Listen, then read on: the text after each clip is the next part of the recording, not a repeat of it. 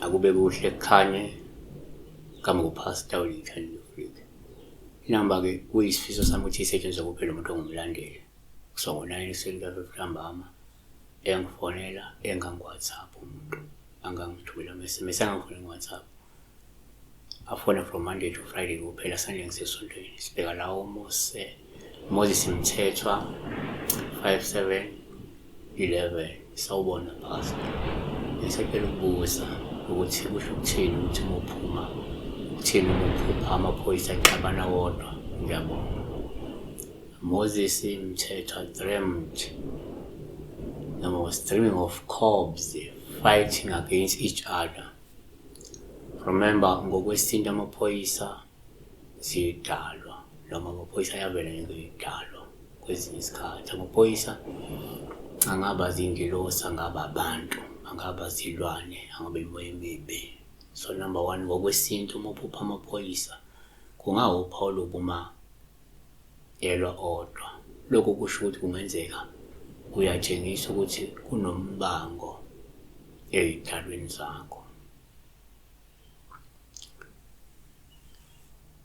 Angeke sazi ukuthi uza ngenxa yokuthi hamba kukhona abadunga idalo ngemithi beyiphambanisa.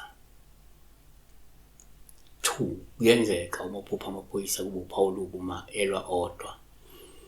Osolukusho ukuthi kungenzeka uyaxwayiswa ngabantu abangase bavukelane abasemndenini wakho ngenxa yokuthi kunombango omdala ovukayo ongeziwe ongazange uvalwe. EkaJakobe 4 verse 1 zivelaphi izimpi nokulwa kuvelaphi phakathi kwenu na? Akuveleni enkanukweni zenu ezilwayo ezithweni zenu na? Amahubo 140 verse 2 bacebi noma baceba ukube enhlizweni yabo insuku zonke baviva impi. KwabaseGalatia 5 verse 15 kepha uma nilumana nidlala qaphelani uba nomqedane. 3, kwesinye isikhathi uma uphupha amaphoyisa ngabe uphawu oluhle uma elwa odwa olusho ukuthi kungenzeka uyakhonjiswa ukuthi uNkulunkulu wakho wenza ukuthi izitha zakho zijikelane, zivukelane, zigadlane zodwa.